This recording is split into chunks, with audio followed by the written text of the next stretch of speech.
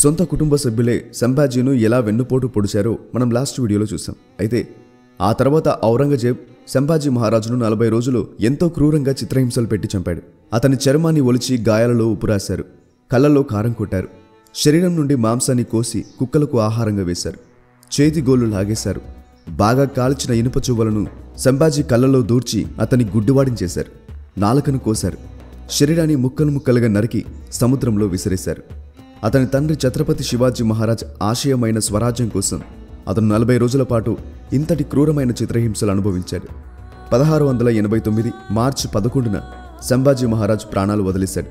అయితే అక్కడితో ఆగని ఔరంగజేబ్ తన సైన్యంతో రాయ్గఢ్ కోటపై దాడి చేసి ఆక్రమించుకుని సంభాజీ మహారాజ్ భార్య అయిన యేసుబాయ్ మరియు అతని 7 ఏళ్ల కొడుకు షాహు మహారాజ్ను బంధించి ఖైదు చేశాడు. అయితే ఈ దాడి నుండి సంభాజీ మహారాజ్ తమ్ముడు రాజారాం మహారాజ్ తప్పించుకున్నాడు. ఛత్రపతి సంభాజీ మరణంతో మరాఠా సామ్రాజ్యం మొత్తం చీకటి కమ్ముకుంది. కేవలం 20,000 మాత్రమే ఉన్న మరాఠా సైన్యం 9 లక్షల మొఘల్ సైన్యం ముందు అసలు నిలవగలదా? మరాఠా సామ్రాజ్యాన్ని కాపాడేదెవరు?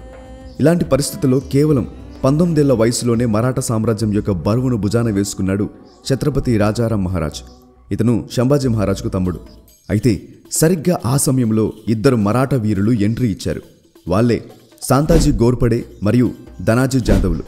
ఛత్రపతి శివాజీ యొక్క స్వరాజ్య ఆశయాలను ప్రేరణగా తీసుకుని ఛత్రపతి రాజారాం మహారాజు కోసం ప్రాణాలను కూడా లెక్క చేయకుండా ముందుకు వచ్చారు.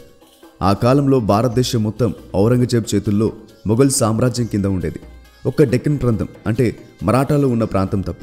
అయితే ఈ మరాఠాలను ఓడిస్తే చాలు భారతదేశం మొత్తం తన సొంతం అయిపోతుందని ఔరంగజేబ్ అనుకున్నాడు. అనుకోవడం మాత్రమే కాదు, దాని తర్వాతి రోజే చాలా బలమైన యోధులు అలాగే తన లక్షల మంది సైన్యంతో మరాఠాలను నామరూపాలు లేకుండా చేయాలని బయలుదేరాడు. ఛత్రపతి సంభాజీ మరణంతో మరాఠాలలో కోపం కట్టలు తెంచుకుంది. రక్తం మరిగిపోయింది. ఎప్పుడెప్పుడు మొఘలులపై విరుచుకుపడాలా అని ఎదురుచూస్తూ ఉన్నారు.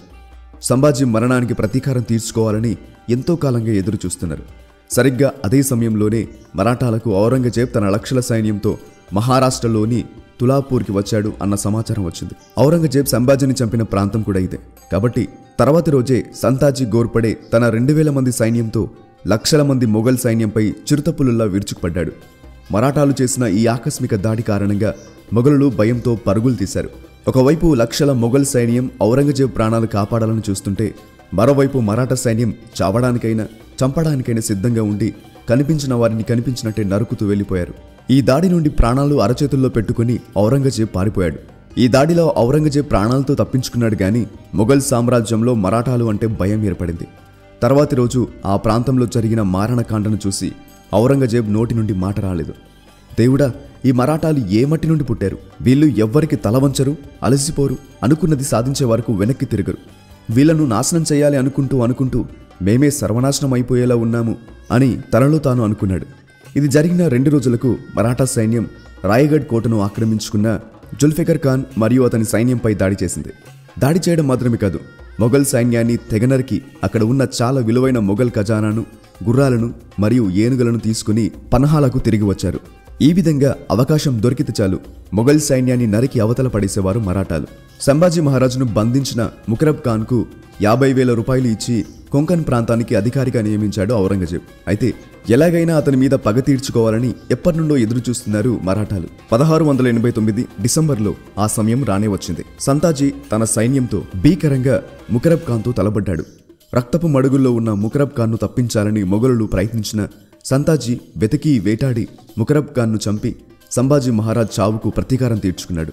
సంతాజీ గోర్పడే వీరత్వానికి 1691లో ఛత్రపతి రాజారాం మహారాజ్ అతన్ని మరాఠా సైన్యాధిపతిగా నియమించాడు.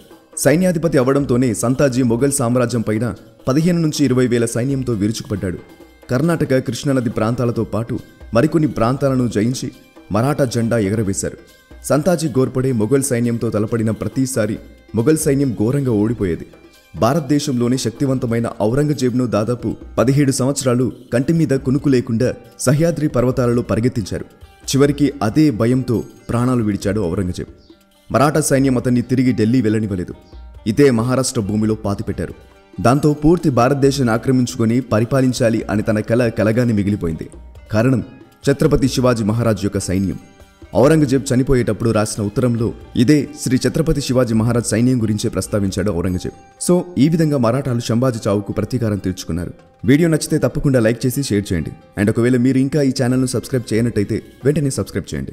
ఇలాంటి మరెన్నో గొప్ప గొప్ప ఇంట్రెస్టింగ్ వీడియోస్ లేదా ఇన్ఫర్మేటివ్ వీడియోస్ చూడడానికి ఇప్పుడే మా యూట్యూబ్ ఛానల్ను సబ్స్క్రైబ్ చేసుకోండి. నేను పెట్టే ప్రతి వీడియో కూడా యూట్యూబ్లోనే ఫస్ట్ రిలీజ్ అవుతుంది.